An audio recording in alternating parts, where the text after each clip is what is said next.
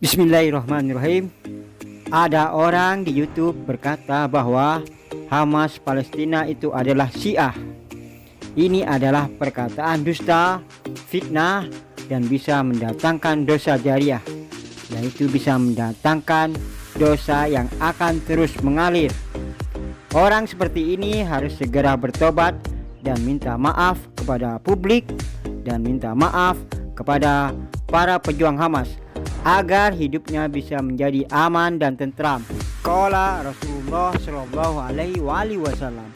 Dan barang siapa yang beriman kepada Allah dan hari akhir, maka berkatalah yang benar atau diam. Jika kamu tidak bisa berkata yang benar, maka diamlah. Jika kamu tidak bisa berkata yang baik, maka diam itu adalah hal yang mulia. Diam itu adalah yang terbaik. Janganlah kamu bersikap seperti orang yang ahli ibadah, orang yang suka pergi ke masjid, orang yang suka sholat berjamaah di masjid, tapi pekerjaannya masih suka berdusta, suka berbuat fitnah, suka menipu, suka mencuri, suka korupsi, dan suka menyakiti sesama. Semoga bermanfaat. Sebelum kita tutup video ini, mari kita tonton video yang di-share ke dalam WA saya. Selamat menonton.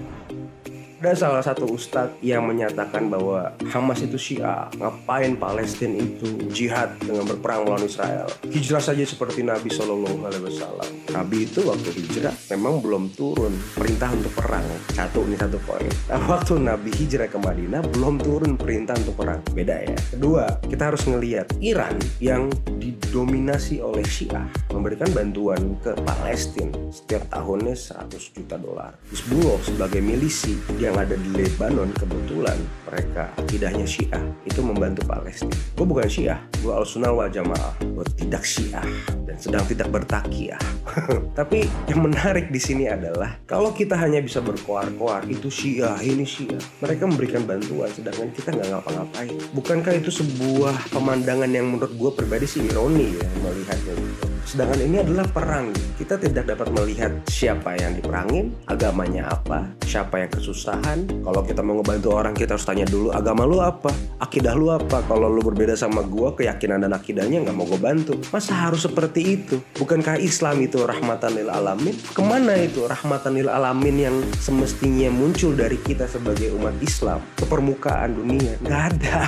Karena kita semua sekarang disibukkan sama perpecahan di antara umat Islam itu sendiri. Karena kita lebih disibukin sama hal-hal yang mengandung unsur keegoisan dari masing-masing orang yang menganggap bahwa jalur gua lah yang paling benar, akidah gua lah yang paling benar. Jadi kita sebagai Al-Sunnah wal Jamaah, sebagai Sunni, ya udah nggak usah sibuk teriak-teriak itu kafir, itu Syiah. Kita turun lah, kita tutup bantuannya Syiah tersebut. Kita lebih besar memberikan bantuan dibanding si Syiah tersebut. Dan kalau balik ke masalah awal, masalah jihad, perang dan perang, ya, dan itu nggak boleh kita hijrah aja. Itu ustadz yang ngomong, tinggal di Indonesia. Kalau lu pakai fatwa lu nggak ada sekarang di Indonesia. Karena kita bisa merdeka karena kita perang. Dan itu seruan jihad daripada alim ulama pada waktu itu yang Bung Karno minta. Jadi lu harus tahu kita harus melakukan peperangan gitu. Mudah-mudahan itu ustadz, itu kan ustadz ya, kalau gue bukan kan ya. Itu rahangnya lebih enteng lagi aja. Rahangnya lebih rahmatan lil alamin aja gitu. Gak ada gunanya marah-marah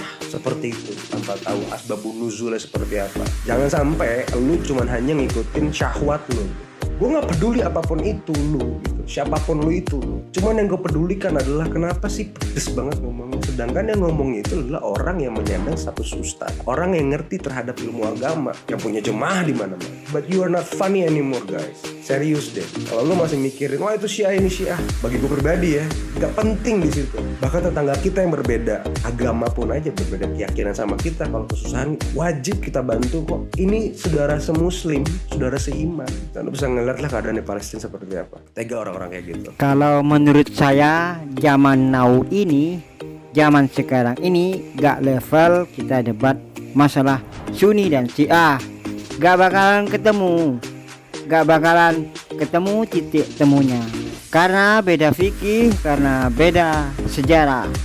Bagaimana kalau saya usul, kalau kita cari titik temunya saja, apakah itu kita wajib membebaskan Palestina dari segala bentuk penjajahan.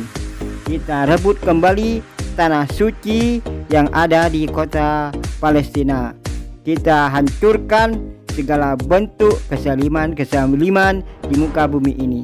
Karena mereka kuat, karena mereka bersatu, dan kita menjadi kalah karena kita terkotak-kotak oleh sekat-sekat negara.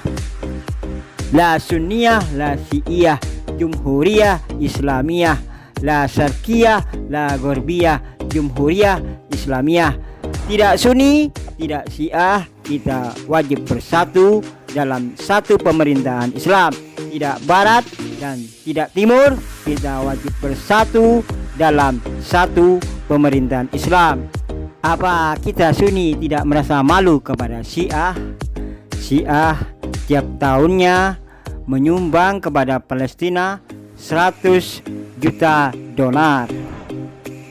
Selain itu, negeri-negeri Syiah sekarang bersatu membantu dana, senjata, dan membantu tentaranya untuk bersatu menghancurkan Israel. Semoga bermanfaat. Mari kita bersatu.